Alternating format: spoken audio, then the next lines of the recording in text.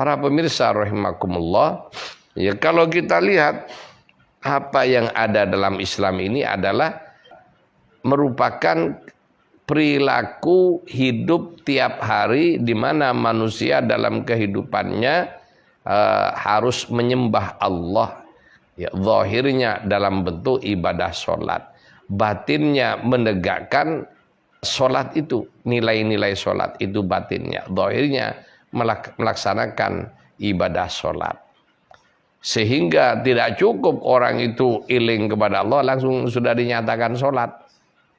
Ya, sebagaimana orang kebatinan.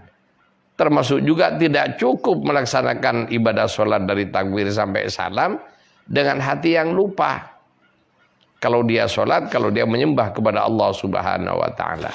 Para pemirsa rahimakumullah, jadi itulah Islam. Ya, zahirnya adalah ibadah kepada Allah Subhanahu wa ta'ala. Ya, dengan ibadah fisik secara zahir, dengan didasari ketundukan hati kepada Allah, di mana dasar dari ketundukan ini adalah iman kepada Allah. Yaitu bagaimana iman? Antu'mina billah wa malaikatihi wa kutubihi wa rusuli wa bil yaumil akhir wa bil qadri khairi wa syarri min Allah. Nah, ini dasarnya iman, kemudian harus dibuktikan iman tersebut dengan perbuatan ibadah yang benar dan berperilaku yang benar dalam kehidupan sehari-hari. Kemudian dari paragraf hadis ini, maka ada dua hal dulu yang perlu kita perhatikan. Ya. Jadi ada martabat manusia sesuai dengan bagaimana dia mengamalkan al-iman dan al-islam. Ketika manusia masih fokus dengan dohir, ya lebih banyak bersifat dohir. Apa al-islam? Sholat 5 waktu, zakat, puasa, haji. Ya, yang mana ini perilaku zahir, bisa dilihat, dan hukumnya adalah ilmunya adalah ilmu fikih. Ya, ilmu yang ngatur ini adalah ilmu fikih. Yang mana ilmu fikih ini banyak perangkat-perangkatnya. Akan tetapi induk dari bagaimana kita ibadah yang benar ya dibahas dalam ilmu fikih, di mana dalam ilmu fikih tersebut ada dikenal namanya madhab-madhab. Kemudian dalam hasil melaksanakan ilmu fikihnya ini, jadi ilmunya fikih, pelaksanaannya adalah ibadah, yang mana ibadah itu adalah bagian dari thariqah menuju Allah, metode taqarrub kepada Allah.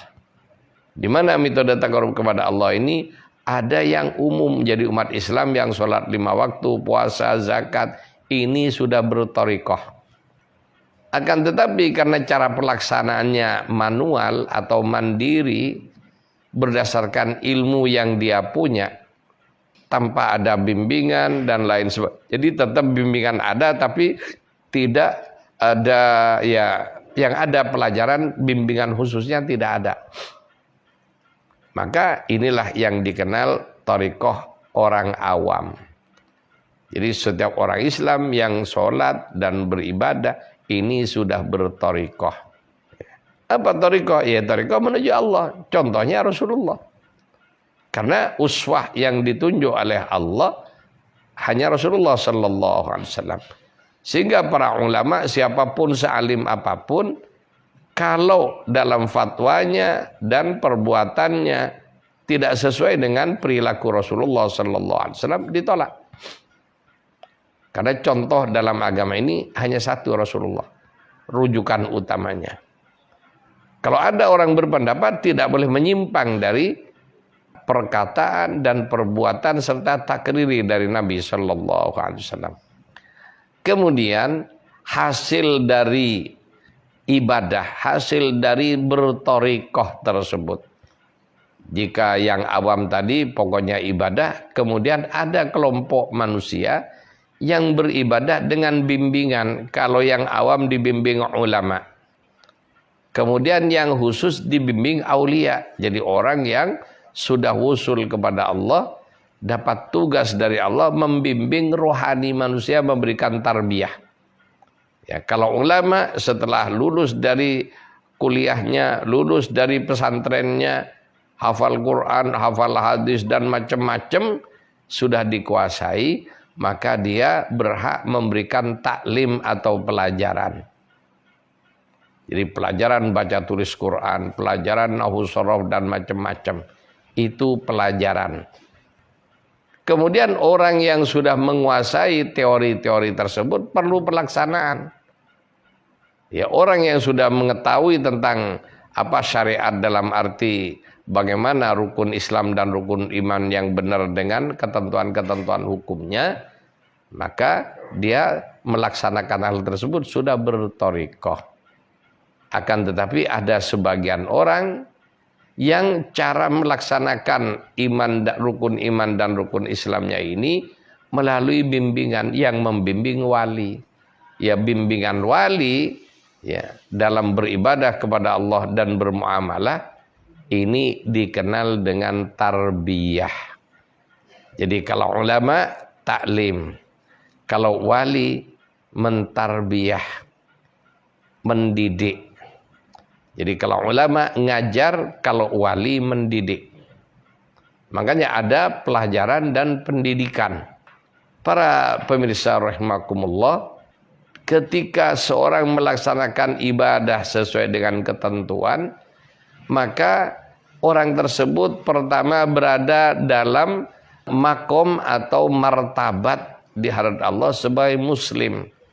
Ya, ketika dia tunduk dengan hukum Allah, orang yang tunduk itu namanya muslim. Kegiatannya ya aslam, ya berislam. Jadi aslama ketika dia sudah tunduk. Ya, tunduk pada aturan Allah itu namanya berislam, orangnya muslim. Kemudian ya orang muslim ini mempunyai manzilah dalam martabat muslim, ada 3 manzilah atau 3 pos yang merupakan hasil dari bagaimana dia berislam dan beriman melaksanakan hukum Islam dan iman tersebut. Manzilah pertama ya atau golongan yang paling bawah adalah orang-orang yang bertaubat atau berada pada makom at-taubah. Ya. Jadi at-taibin, orang-orang yang bertaubat kepada Allah. Dan nilai ibadahnya nilainya tobat. Dan ini sebagian besar manusia berada dalam posisi ini. Sehingga Nabi menjelaskan semua lini ibadah yang ada adalah menghapus dosa. Ya, contohnya ketika kita bersahadat, ya, dengan sahadat yang benar, sungguh-sungguh Allah Maha tahu, maka pada saat itu betapa banyak, berapapun banyak dosa yang dilakukan oleh seorang hamba ketika belum Islam, dihapus oleh Allah Subhanahu wa taala.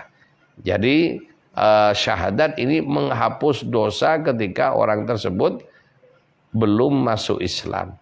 Sehingga orang yang bersyahadat pertama kali laksana seorang bayi yang baru lahir dari rahim ibunya, bersih tanpa dosa.